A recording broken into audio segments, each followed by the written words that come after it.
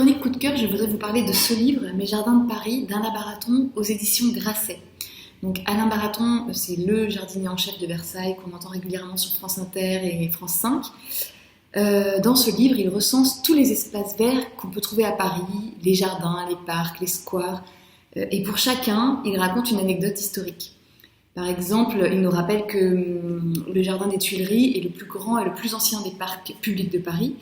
C'est Catherine de Médicis qui a fait détruire une fabrique de tuiles pour y édifier un jardin style italien. Au cœur du 7e, on apprend que François-Émile Morin, directeur du Bon Marché, a fait construire une pagode et son jardin asiatique en 1896 pour sa femme qui était fan d'Asie.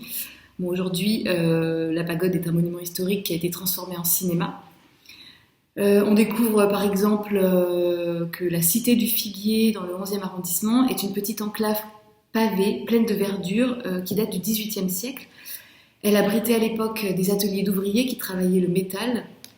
Bref, donc il y a près de 150 jardins répertoriés dans ce livre.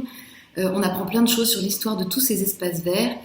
Et je trouve qu'en ces temps de confinement où les déplacements sont peu recommandés, on peut découvrir l'existence d'espaces de verdure à tous les coins de rue grâce à cette Bible des jardins. C'est un livre pour tous les Parisiens curieux et en manque de verdure, à utiliser comme un guide pour découvrir l'histoire de Paris autrement.